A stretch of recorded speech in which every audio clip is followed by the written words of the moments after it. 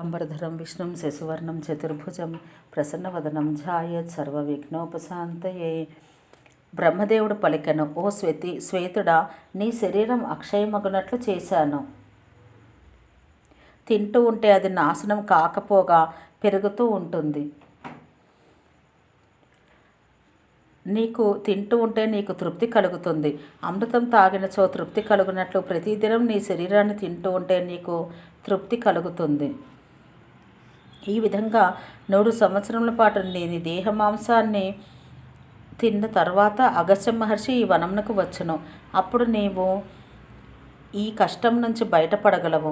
అగస్త్యుడు ఇంద్రాది దేవతలను, రాక్షసులను ఉద్ధరించగల సమర్థుడు. కుత్సితమైన నీ ఆహారం నుంచి నేను తప్పించడం అతనికి ఒక లెక్క కాదు. ఆ మహాత్ముడు మహత్తరమైన శూరకార్యమును నెరవేర్చినాడు. సముద్రంలో ఉన్న నీటిని అంతటా తాగి దానవులను నాశనం చేసినాడు. అంతేకాదు, సూర్యునిపై ద్వేషంతో వింధ్యపర్వతములు పెరుగుతూ ఉంటే వాటి పెరుగుదలను ఆపినాడు. భూమి భారం లేకుండా ఎగురుతూ ఉన్నప్పుడు అతడు భారం వేసి భూమి నిలకడగా ఉండినట్లు చేశాను. ఈ భూమి భారం లేకపోవటం వలన దక్షిణ భాగము స్వర్గం వైపు తిరిగిపోవడంతో 3 లోకములు విషమస్థితి పొందినవి అత్యంత దుఃఖం అనుభవించిరి. అప్పుడు నేను దేవతలతో పాటు వెళ్ళి, ఓ మహానుభావ, ఈ భూమిని భారంతో సమంగా ఉండినట్లు చేయమని చెప్పి దక్షిణ దిక్కుకు పంపించును. ఓ రాజేంద్ర, నా మాటలు విని అగస్త్యుడు దక్షిణం వైపు వెళ్ళి అది సమంగా ఉండినట్లు చేశాను. ఈనాడు కూడా ఈ భూమి సమంగా ఉన్నది. ఈ విధంగా బ్రహ్మదేవునిచే చెప్పబడిన మాటలు విని అసహ్యకరమైన ఆహారం తినుచున్నాను. ఈనాటికి నా శరీరంనే ఆహారంగా స్వీకరిస్తూ శతవర్షములు గడిచినవి. అయినా కూడా నా ఈ శరీరం నాశనం కాలేదు.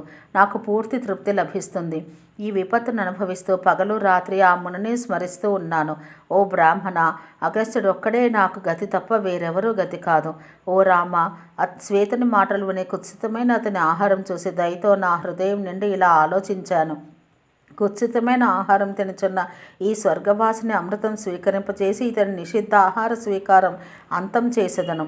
పిదప స్వర్గవాసితో, ఓ మహామతే, అగస్త్యుడు ఏమి చేస్తాడు? నేను నిన్ను ఈ దుఃఖస్థితిని నాశనం చేస్తాను. నీ యొక్క ఈ దుఃఖస్థితిని నాశనం చేస్తాను. నీకు ప్రీతికరమైన కోరిక కోరుకో అని చెప్పాను. నా మాటలకు స్వర్గవాసి ఇలా, ఓ మునివర్య, బ్రహ్మ మాటలు మార్చడం ఎవరి తరము? కుంభయోనుడు మిత్రావర్ణులకు పుత్రుడైన అగస్త్యుడు తప్ప వేరెవరూ నన్ను తరింపచేయలేరు. నేను అడగకుండానే బ్రహ్మదేవుడు నాకు చెప్పాడు. ఇలా పలికిన శ్వేతుని మాటలు విన్న అగస్త్యుడు, ఓ శ్వేతుడా, నేనే అగస్త్యుడను. నీ భాగ్యవశమున ఇక్కడికి వచ్చాను. నిన్ను ఉద్ధరింతును. నన్ను గుర్తించి ఆ స్వర్గవాసి సాష్టాంగపడి నమస్కరించను. అతని పైకెత్తి నీకేం వరం కావాలనో కోరుకోమని చెప్పాను. రాజు పలికెను, ఓ బ్రాహ్మణ, కుత్సితమైన ఈ ఆహార సేవన నుంచి నన్ను తప్పించండి. ఓ మహామణి, నీ కృప వలన అక్షయమైన స్వర్గలోకం నాకు ప్రాప్తించుగాక. నా యందు దయతో ఈ ఆభరణం స్వీకరించు. నన్ను ఉద్ధరించుటకు ఈ ఆభరణం స్వీకరించవలను. నన్ను అనుగ్రహించవలను. గోవులు, సువర్ణము, ధనము, వస్త్రము, భక్ష్యభోజ్యములతో పాటు ఈ ఆభరణం మీకు సమర్పిస్తున్నాను. స్వర్గకామములు, భోగములు అనుగ్రహించే ఈ ఆభరణం స్వీకరించి నన్ను ఉద్ధరించవలను. నన్ను కాపాడవలను.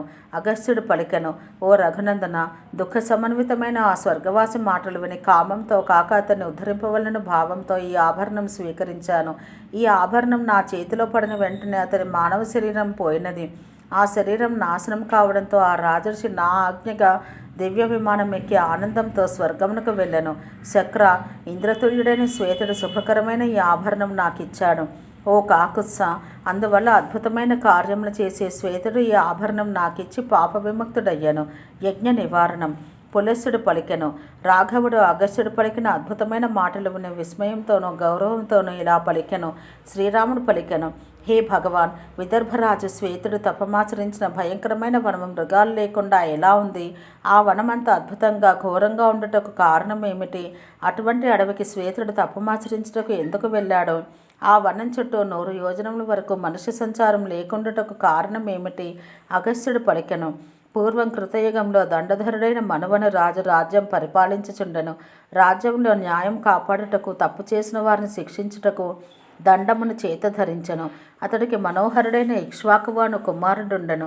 జ్యేష్ఠుడైన ఇక్ష్వాకుని పెద్దలు ప్రజల అనుమతితో పట్టాభిషిక్తుని చేసి పృథివిలో ఉన్న రాజవంశములకు రాజువు కమ్మని చెప్పాను. ఓ రాఘవ, తండ్రి చెప్పినట్టు చేయుదునని ఇక్ష్వాకువు ప్రతిజ్ఞ చేశాను. ఆ మాటలు విని మనువు పరమసంతుష్టుడై ఇలా పలికెను, కుమార, పరమ ఉదారమైన నీ కార్యములు చూసి నాకు ఎంతో ఆనందం కలిగినది. ఇందులో ఎటువంటి సందేహము లేదు. ఈ దండంతో ప్రజలను రక్షించు. అకారణంగా దీన్ని ఉపయోగించరాదు. అపరాధులకు సరైన శిక్ష వేసి శిక్షించాలి. అలా చేయటం వలన రాజు స్వర్గమును పొందును. అందువల్ల ఓ మహాబాహం, దండనతో జాగ్రత్తగా ప్రవర్తించు. అలా చేయటం వలన ఇహలోకంలో నీవు ఉత్తమమైన ధర్మంను ఆచరించటం వలన దక్కే ఫలం లభిస్తుంది. అగస్త్యుడు పలికెను. ఈ విధంగా మనవు కుమారునకు తగు సూచనలిచ్చి సంతోషంతో బ్రహ్మలోకమునకు వెళ్ళను. అనంతరం ఇక్ష్వాకు మహారాజు పుత్రులను ఎట్లు పొందుట ఆలోచించి వివిధ రకములైన కర్మలను ఆచరించి కుమారులను పొందెను. దేవతా సమానులైన ఇక్ష్వాకు మహారాజు పుత్రులు తమ కృత్యములతో తండ్రిని సంతోషపరిచిరి. ఓ రఘునందన, వారిలో అందరికంటే చిన్నవాడు అన్ని విధములా ఉత్తముడు. అతడు సూర్యుడు, విద్యా పరిపూర్ణుడు, సమస్త జనులచే పూజితుడయ్యాడు. అయితే భవిష్యత్తులో కుమారునికి పడబోయే శిక్షను ముందే గుర్తించి అతడికి దండుడను నామం ఇచ్చెను. ఓ రాఘవ, ఈ దోషం వల్ల దండనకు వింధ్యాపర్వతముల నడుమ ఉన్న పురమును ఇచ్చెను. ఆ దండడు రమ్యమైన పర్వత శిఖరములందు రాజ్యం పాలించుచుండెను. అప్రతిమమైన నిరుపమానమైన ఒక పట్టణం నిర్మించి దానికి మధుమత్తమని పేరు పెట్టెను. ఈ విధంగా సూర్యుడైన దండుడు అచట నివసించుచుండెను. పురోహితుల సహాయంతో రాజ్యం పాలించుచుండెను. దేవేంద్రుని స్వర్గం వలె దండుడు రాజ్యమును పాలించి ప్రజలను సంతోషపరచెను. ఈ విధంగా ఎన్నో వర్షములు గడిచినవి. ఇలా కొంతకాలం గడిచింది. దండరాజు ఒకనాడు శుక్రుని ఆశ్రమానికి వెళ్ళెను. అది చైత్రమాసం కావడంతో ఆశ్రమం బహుమనోహరంగా ఉన్నది. భూమిలో తనకు సాటిలేని రూపం గల శుక్రుని కుమార్తె అచ్చట సంచరించుచుండగా దండుడు చూసెను. చంద్రుని వంటి ముఖము, లావైన ఎత్తైన శరీరము, యవ్వనము, అందమైన నాసిక, సుందరమైన అంగములు, ఉన్నతమైన కుచములు, సన్నని నడుము, విశాలమైన జంఘనము గల ఆమెను చూసిన పిదప దండుడు ముదమునందెను. ఏకవస్త్రై యవ్వన ఆరంభంలో ఉండి ఒక్కతే ఉండగా చూసిన దండుడు కామపీడితుడై ఆమె వద్దకు వెళ్ళి ఇలా పలికెను. ఓ శుశ్రోని, నీవెక్కడి నుంచి వచ్చావు? నీవెవరి కుమార్తెవు? ఓ సుశోభని, నిన్ను చూసినంతనే మన్మథ బాణపీడితుడనే నిన్ను అడుగుతున్నాను. ఓ సుందరి, నిన్ను దర్శించినంత మాత్రానే నా చిత్తం నీ చేత అపహరించబడినది. నీ రూపం మునుల హృదయాలను కూడా హరిస్తుంది. నిన్ను పొందనిచో నేను మరణించినట్లే. నా ప్రాణములు నీ చేతిలో ఉన్నవి. ఓ సులోచన, నన్ను బతికించు. ఓ వరారోహ, నేను నీకు దాసుడను. నన్ను నీ భక్తుడిగా అనుగ్రహించు. అగస్త్యుడు పలికెను. మతోన్మతుడు కామి అయిన రాజమాటలు విన్న శుక్రుని కుమార్తె సవినయంగా ఇట్లు పలికెను. అరజా పలికెను. నేను సకర్ముడైన భార్గవుని పుత్రికను. నా పేరు అరజ.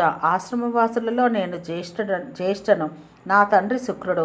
ఆ మహాత్మునికి నీవు శిష్యుడవు. ధర్మంగా నేను నీకు సోదరిని. ఓ రాజా, నీవు నా గురించి ఇట్లా మాట్లాడట్టు తగదు. నిజానికి ఇతర దుష్టుల నుంచి నన్ను రక్షించాలి. నా తండ్రి కోపిష్టి. అతనికి కోపం వస్తే నిన్ను భస్మం చేస్తాడు. నీవు రాజవన్న అహంకారంతో బలవంతంగా సంబంధం పెట్టుకోవాలనుకుంటే నా తండ్రిని యాచించు. లేకుంటే నీకు అపారమైన దుఃఖం వాటిల్లుతుంది. నా తండ్రి కోపగించుకుంటే ముల్లోకాలు కూడా దగ్ధమగను. అగస్త్యుడు పలికెను.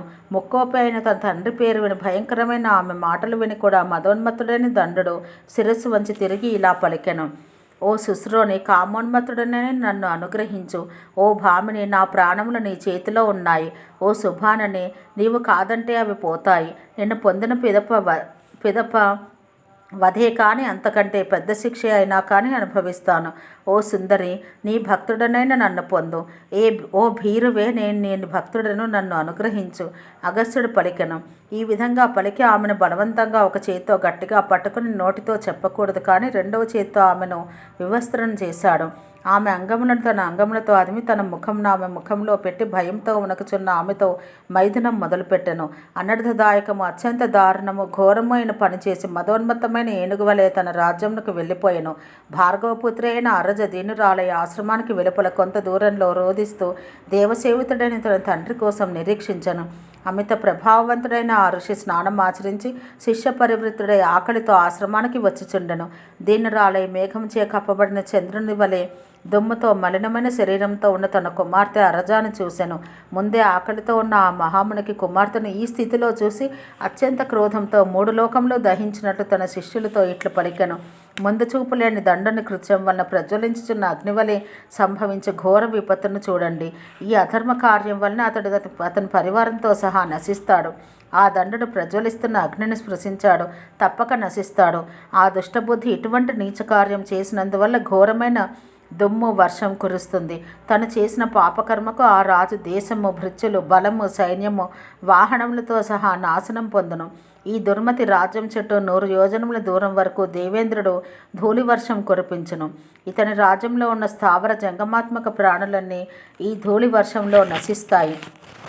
దండని రాజ్యం ఎంతవరకు ఉందో అంతవరకు ఉన్న వనములు, ఉపవనములు, ఆశ్రమాలన్నీ 7 దినముల పాటు కురిసే ఆకస్మిక ధూళి వర్షంలో నాశనమవుతాయి.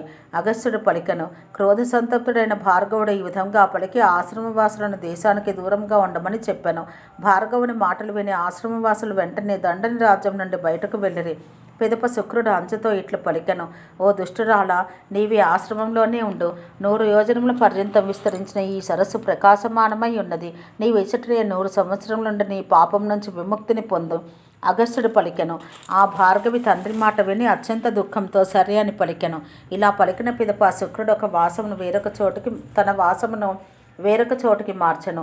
1 వారంలో బ్రహ్మవాది అయిన శుక్రుడు చెప్పించినట్టుగా ఆ ప్రదేశమంతా ధూళివర్షం కురిసి నాశనమైపోయాను. ఓ రామ, వింధ్యాపర్వత సానువుల్లో ఉన్న దండని రాజ్యం ఉషానుని శాప ప్రభావం ధర్మవర్జితమైనది. ఆనాటి నుంచి ఈ ప్రదేశమును దండకారణ్యం అంటారు. ఓ రాఘవ, నీవు అడిగినదంతా చెప్పాను. సంధ్యావందనం ఆచరించే సమయమైంది. ఈ మహర్షులందరూ పూర్ణ కుంభములతో అర్ఘ్యప్రదానం ఎల్లడలా సూర్యుని పూజింతురు. వారు బ్రహ్మాదులచే చేయబడిన స్తోత్రాలు అభ్యసించి ఆ సూర్యుని స్తుతించుచున్నారు. ఓ రామ, సూర్యుడు అస్తమించాడు. వెళ్ళి ఉదకమును స్పృశించు అనగా సంధ్యావందనం చేయమని అర్థం.